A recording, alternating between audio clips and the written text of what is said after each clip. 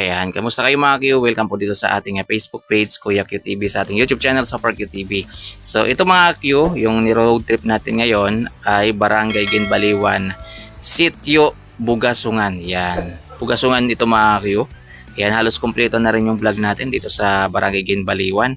Yan, isa na lang yata yung hindi pa natin na-i-vlog, yung Sitio Tihong. Yan, sana ma-i-vlog natin yung Tihong. Yung Tihong kasi bago yan bago yan Gintampaan, Ginbaliwan. Ayan, o di ba mga, tingnan niyo naman. Grabe, napakaganda ng view mga Q. Ayan, kita niyo naman yung malawak na palayan at sakto guys dahil nag-aani po ngayon yung mga farmer natin. Ayan yung iba gumagapas. Yan, yung iba nagbibilad sila ng palay. So ayan po yung mga naggagapas po ng ating mga palay diyan, Yun, di ba? Ang mga pupugi nating gapasero. Gapaser. Yung gapas mga kitawag dito sa amin, gagab. Yan, iwan ko lang kung anong salita yung gapas na yan, Tagalog ba yan or Ilonggo. So ayan yung iba nagbibilad. Yan, sinusulit nila guys yung pagkakataon na mainit pa para ibilad yung kanilang mga palay para mapagaling na nila at magiging bigas. Yan, galing, yung parang ginigiling para maging bigas yung kinukuha yung kanyang balat. Ganun po yung tawag dito sa amin mga Q. Galing. Yan. So hanggang dito mga Q ay sa pagkaalam ko ay Sitio Bugasungan pa rin to dito. So shoutout po sa mga taga Sitio Bugasungan na Ginbaliwan, Washington, Aklan. Nabubulala ko mga Q. Ito kasi is voice over na to mga Q. Kasi nagawan ko na to ng vlog. Kaso mali po tayo dun sa vlog natin mga Q. Kasi akala ko kasi sentro po siya.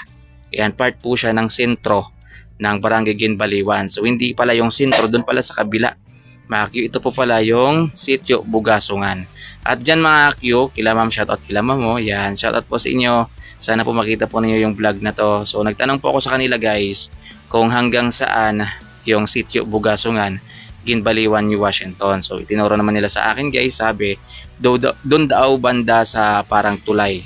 Yan, doon sa may parang tulay yung boundary ng Bugasungan. Then after nyan ay Mataphaw na yata, Mataphaw, Washington yung madadaanan natin. Pero yung vlog natin is hanggang ano lang po siya, hanggang Bugasungan, Ginbaliwan, Washington, Aklan. Yon, di ko alam guys kung baka dito.